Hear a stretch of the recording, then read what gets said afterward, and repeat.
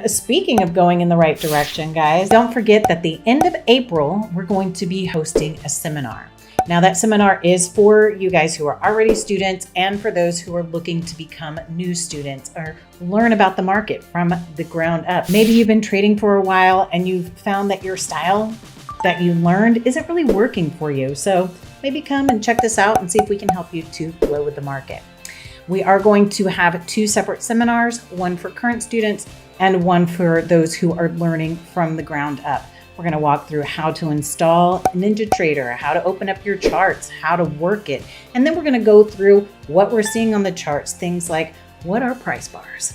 What are flag reversals? What are head and shoulders? What are all those kind of things? What are the EMAs? What are the MACDs? What is divergence?